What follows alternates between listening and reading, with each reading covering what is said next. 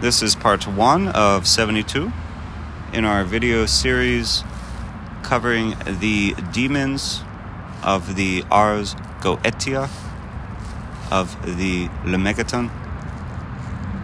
Today's video is focusing upon the demon president Marbas, he who crosses the boundaries between medicine, shape-shifting, and mechanical knowledge, he who is the union of intellect and transformation.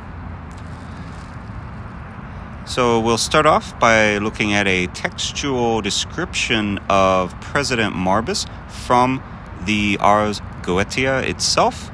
And so in this book 1 of the Lesser Key of Solomon, the entry for Marbas reads, "The fifth spirit is Marbas, and he is a great president, and he appears at first in the form of a great lion." So this is his first appearance, how he chooses to appear to the magician. But afterwards, at the command of the magician, he will put on a human shape, and he answers truly of things occult, that is, things hidden or secret. And what I believe to be most important for this particular demon, President Marbas, is that he causes disease and he also cures disease. And in addition to this, he gives great wisdom and knowledge in mechanical arts and can change men into other shapes. And he governs 36 legions of spirits.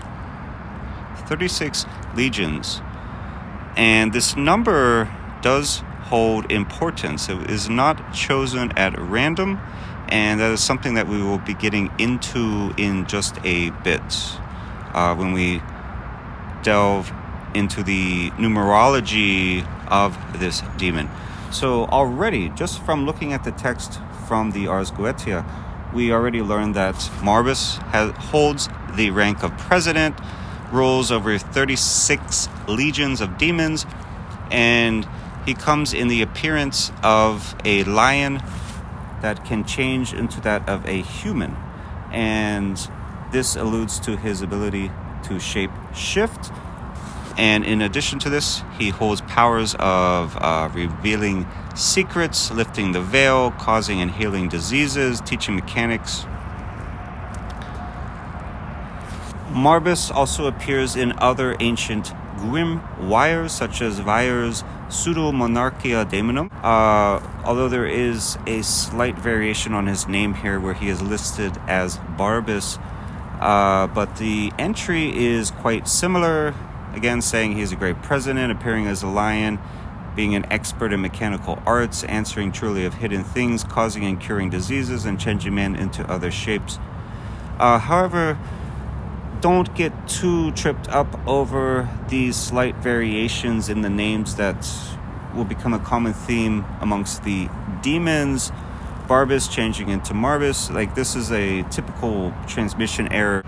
We also find Marbas in the Dictionnaire Infernal of Colin de Planck. And just looking at the etymology, we can know a few things, although the actual root of the name is uncertain, but there are some hints through the names that do come through, such as Barba, meaning beard, alluding to knowledge, experience, and wisdom.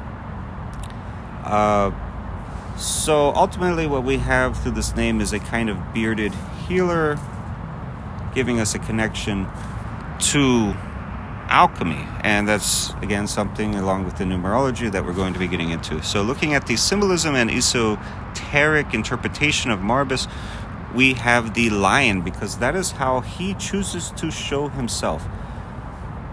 Now, this lion also is tying in with alchemy. Within alchemy, the lion is the solar force, which itself is raw vitality, which itself, the solar force, the sun, has the power to destroy, but also to give life and to construct and to heal.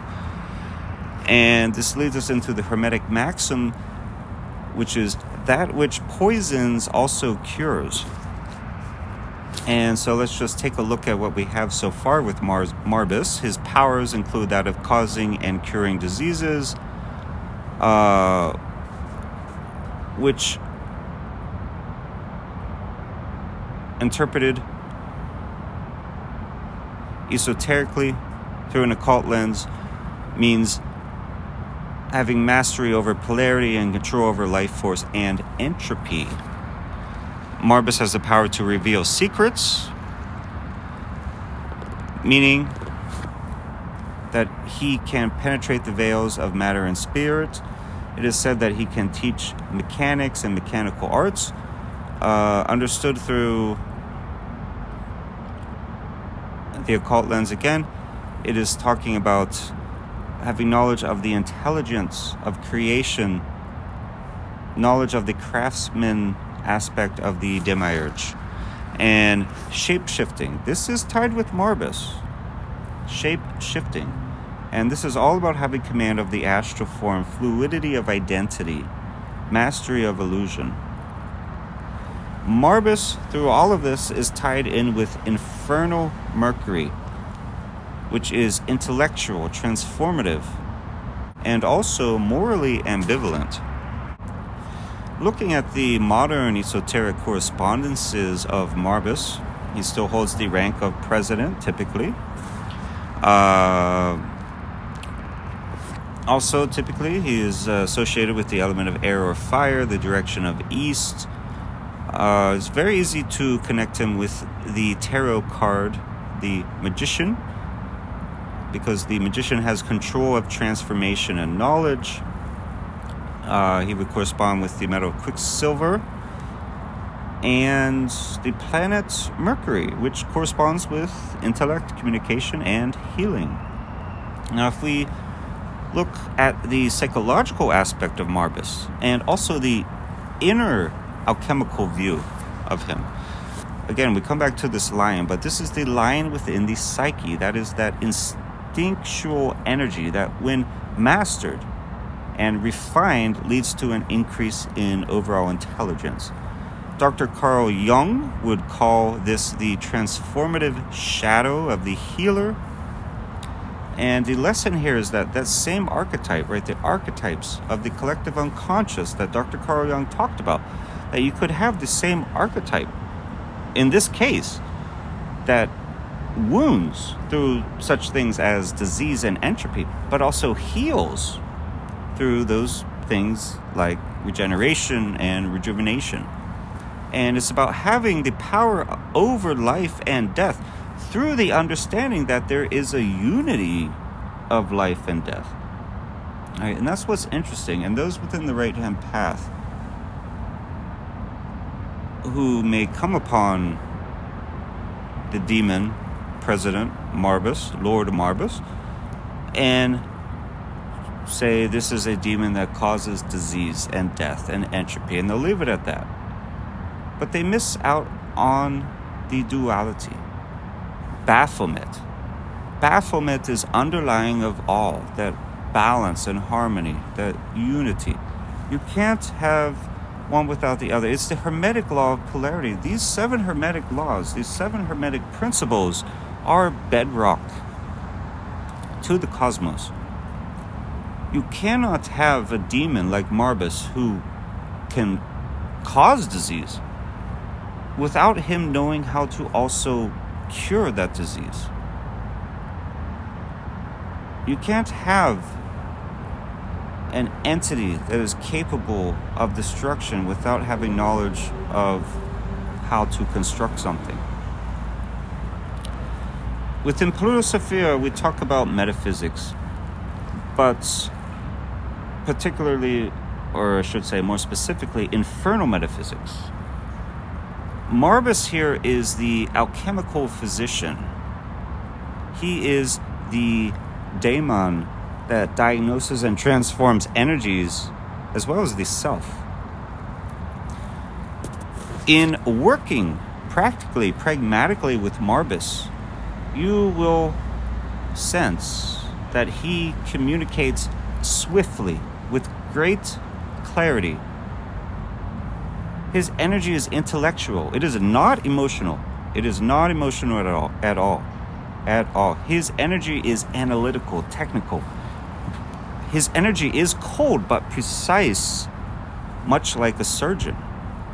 And that's how I think of the demon lord Marbas, much like a surgeon, a doctor, a physician.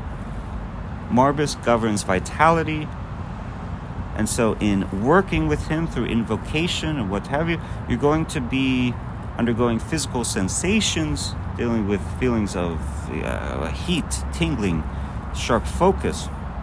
Within the tarot, of course, there's many cards he could correspond with. Just one that comes to mind is the Strength card, because here again, of course, you have the lion, like quite visibly, quite apparently, you have the lion. And this card is all about the id and the ego and the higher mind and the lower mind. And the id, the lower mind, the lion, is pure raw strength, raw power that could totally destroy the maiden, rip her apart. And yet she is able to tame it through cunning and trickery, because she is the higher mind. She has control over the lower mind, but the only way to do it is through trickery, because the higher mind, although it is better able to pilot and command and commandeer and control, it doesn't have the power. Now, the lion, the lower mind, has more power, but it's more chaotic. The lower mind is more like the subconscious. If you really want to get into metaphysics, the unconscious, like Dr. Jung talked about. There's more power there, there's more going on there, but it's more unruly, it's more chaotic. Just like with our waking conscious mind, we're more in control, but how easily in your waking mind can you close your eyes and delve and fully immerse yourself in a fully realistic scenario? It's hard to close your eyes and even just visualize something accurately, or to even remember something accurately. But yet, when you're asleep and the subconscious takes over, it creates things so realistic that you don't even realize that you're dreaming. Or are you dreaming? But that's another story in another video.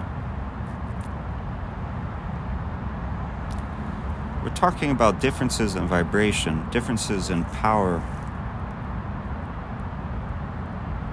computational power, but also differences in control. Alchemy.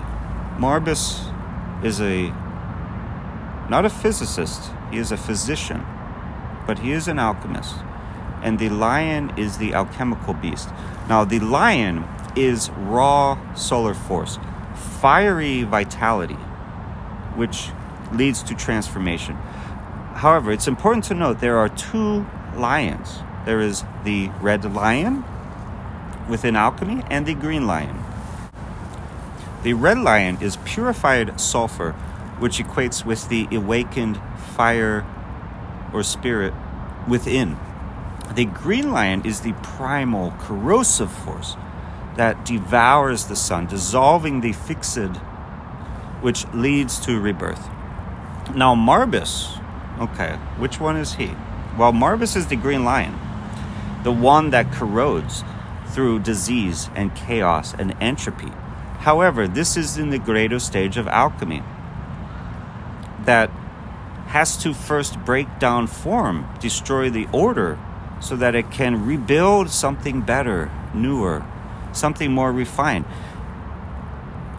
Something that has to corrode in order to rebuild, in order to heal through alchemical transmutation. Now there's this dual fire, duality. This all comes down to duality within alchemy and hermeticism and in magic, and it only works. And that's why Baphomet is foundational to this all, because Baphomet is the most profound personification of this cosmic duality. Disease and cure. It is said that Marbas causeth diseases and cureth them again. This is the alchemical poison cure polarity. That which putrefies is that which purifies. So going through the alchemical stages you start with the negredo, blackening, corruption, decay, entropy, the disease or the breakdown of form. And then from that, once you've broken it down and you're standing within the ruins, then you start to rebuild and you come into the albedo, the whitening. This is the cleansing and the clarification, the healing process. And then you go through the citrinitas, and then you end with the rubido, the reddening, the revitalization, the manifestation, the perfected vitality, the resurrected body, the diamond body. Marbas here is the negredo and the albedo transition. He is the physician who first disassembles through infection and breakdown and disease and entropy. And then he clarifies through cure and reintegration. Marbas is the infernal physician. In the language of Hermetic inner work, Marbas causeth disease.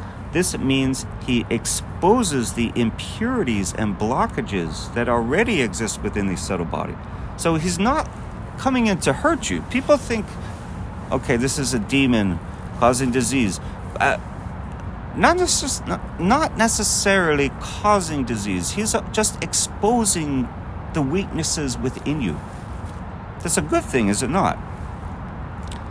But also you have that dual aspect. Cureth them. Causeth disease and cureth them. Cureth the disease.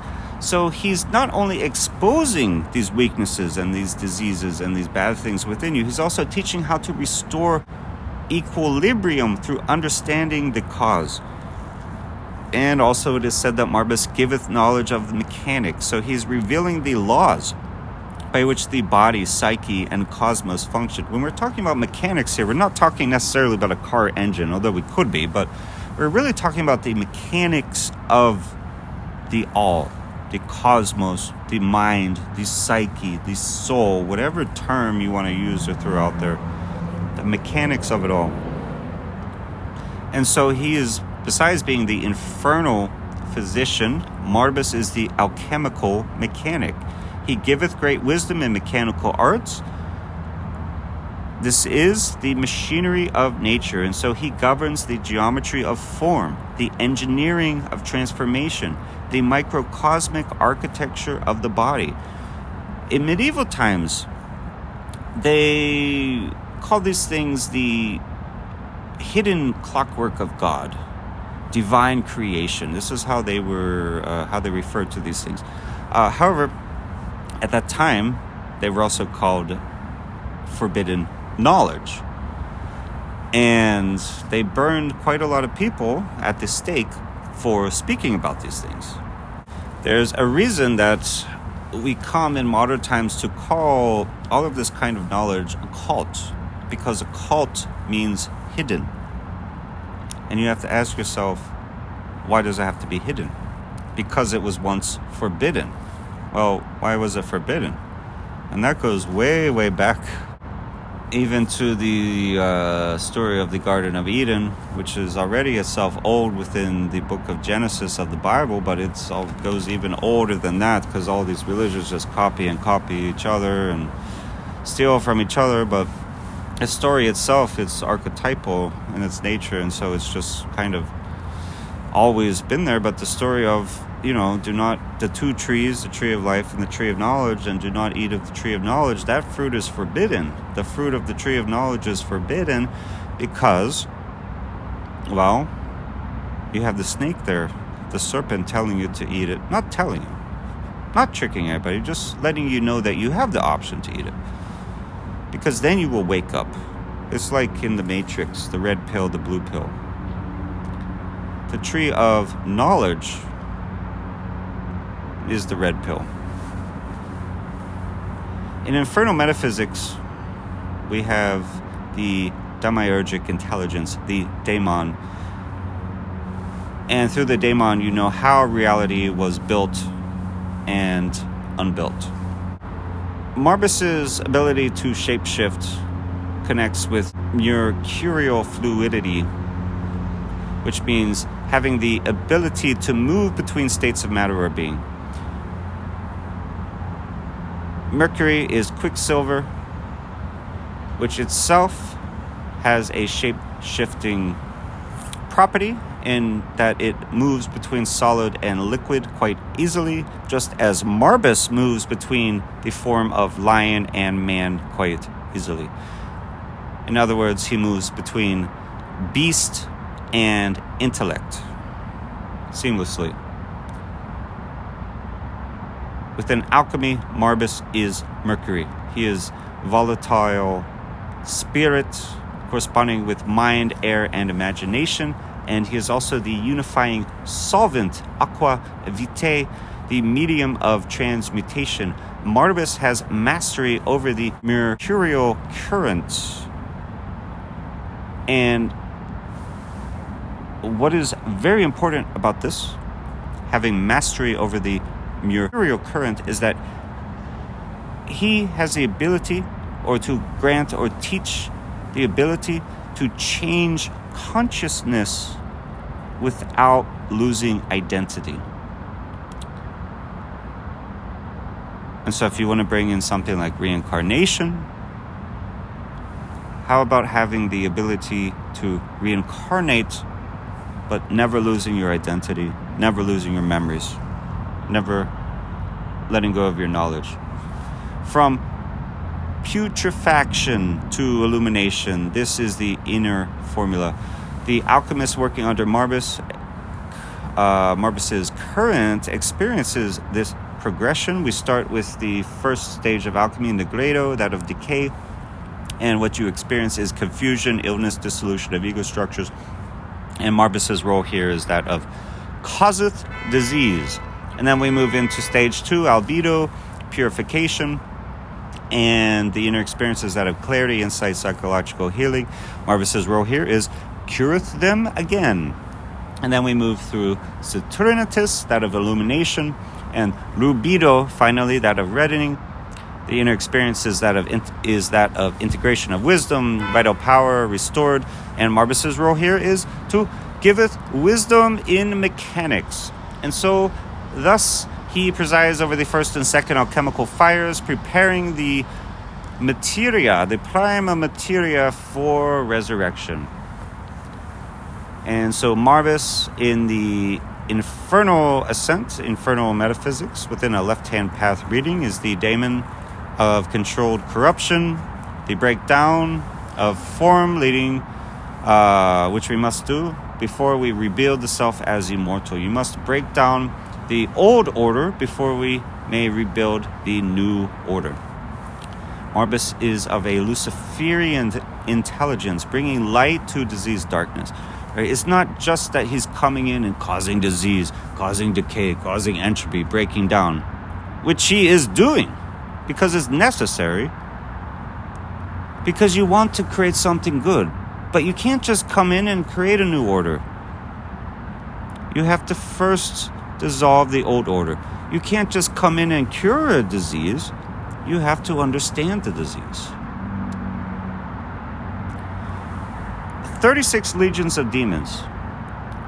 It is said, Marbas rolls over 36 legions of demons. This number 36 is not chosen arbitrarily.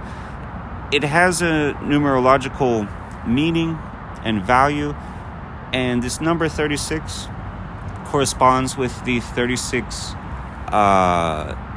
decans, or deacons, as some say, of the zodiac, which is talking about the medicine of the stars, or astrological medicine.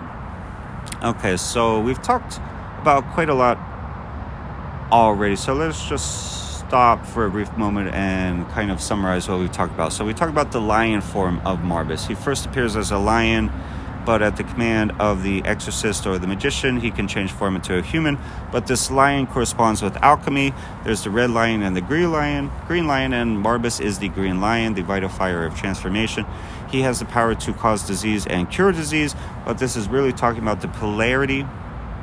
It could also be a law of correspondence, but yeah, also law of polarity, but also power over life and death through understanding that they are one and the same, that there is a duality to everything. Putrefaction and purification are tied together.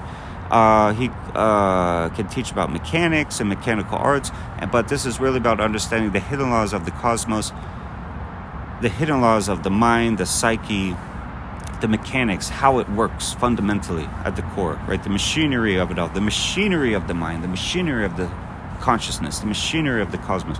Shape-shifting has to do with his Mercury's mutability, mastery of form.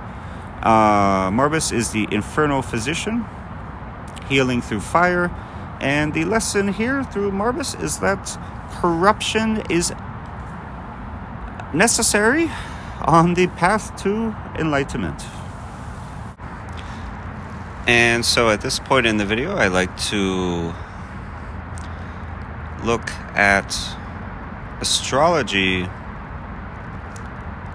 as it pertains to the demon Marbas, and getting back to that number 36, because the ancient grimoires talk about this number and how Marbas rolls over 36 legions of demons.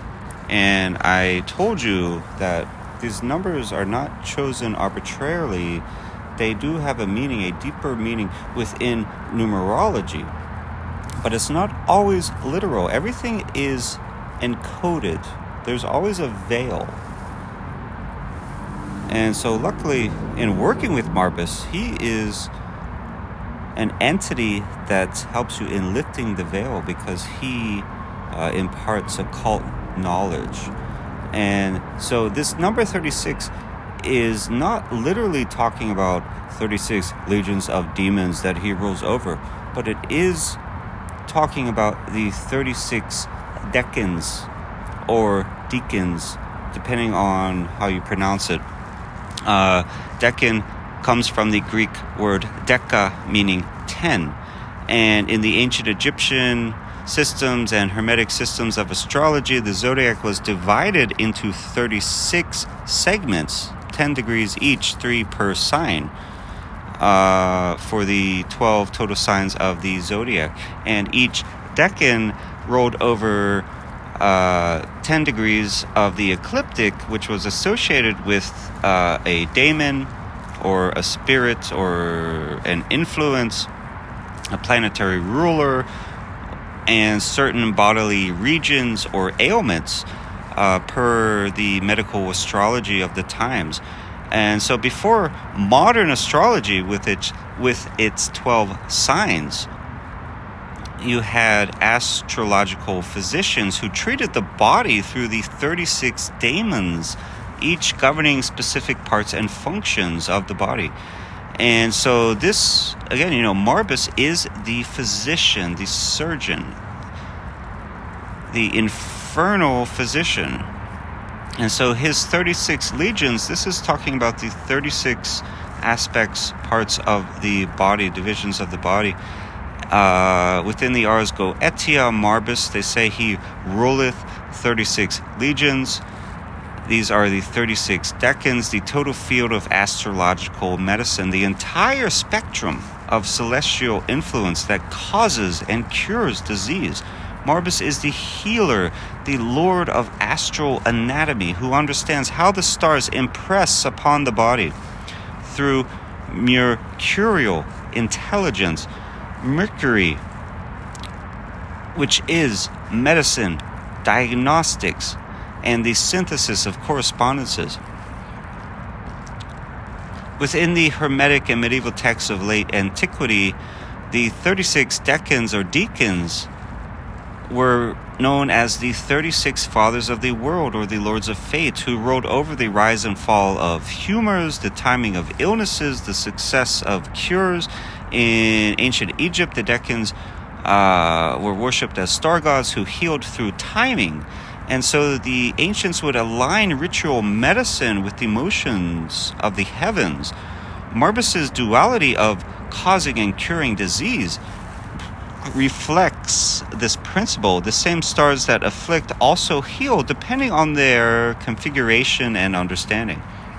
So we must understand, in this respect, the daemon as the physician in Hermetic thought.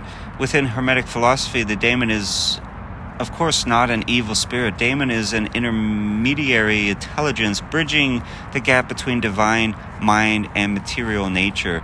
And so the metaphysician such as yours truly, I consider myself a metaphysician, is one who listens to his daemon. Within the Corpus Hermeticum, we find the wisdom of Hermes Trismegistus, who teaches us that the physician heals by divine art, not by his own hand, but through the daemon within him, teaching us that a true healer works through communion with a demonic intelligence, acting as the cosmic mediator that understands both spirit and matter.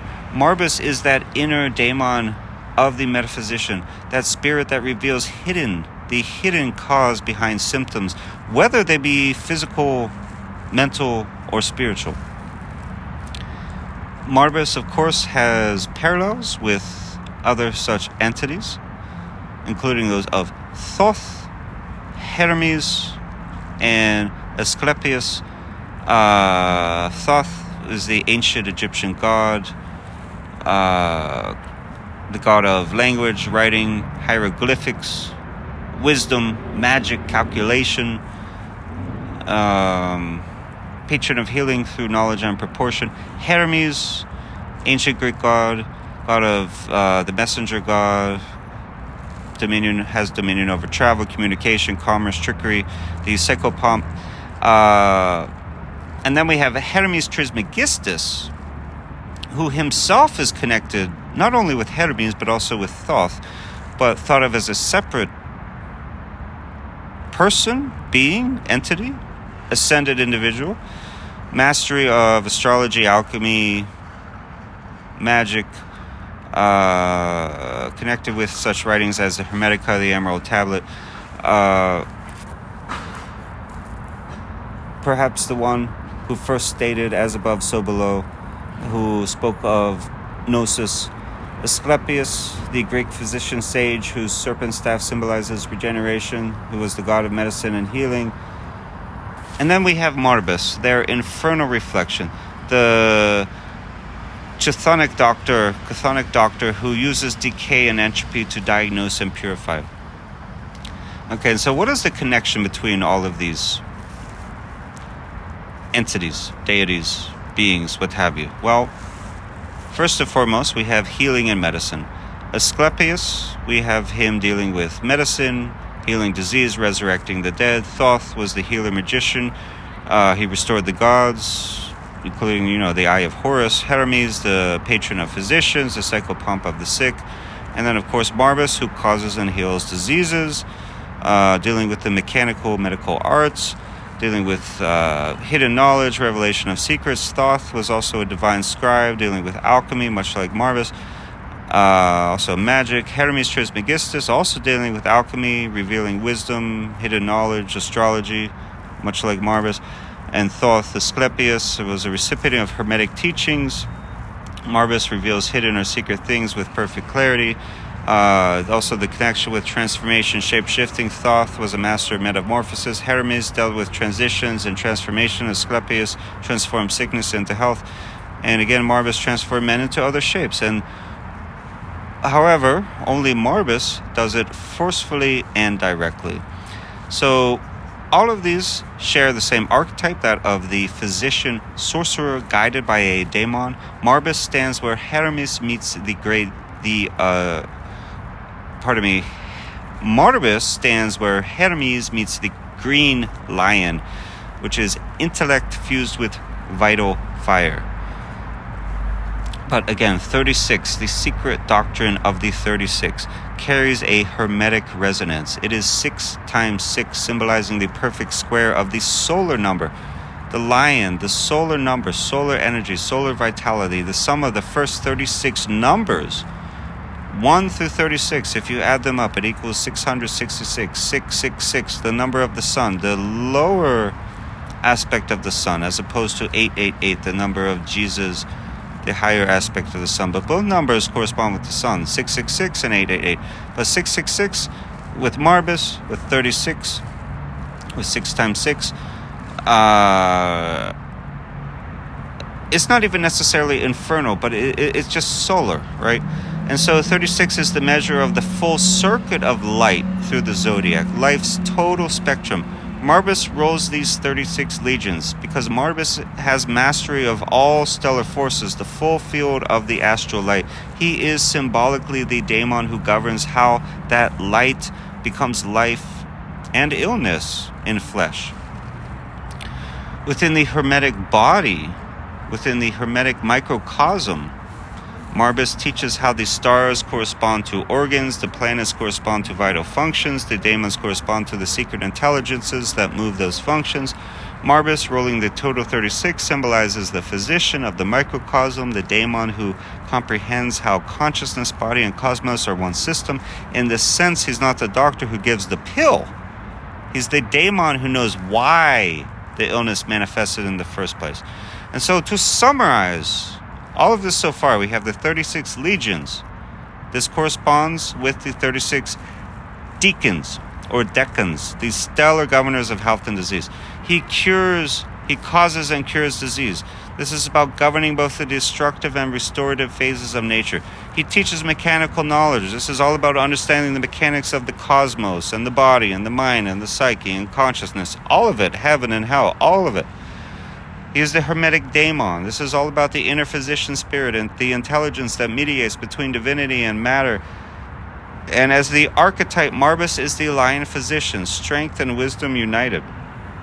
And so in closing here, viewed through hermetic eyes, through hermeticism, Marbas, Lord President Marbas, Demon Marbas, is the daemon of the astral body, the intelligence that knows every hidden circuit through which the celestial fire becomes flesh, leading to that flesh, pushing that flesh to evolve, to return to light.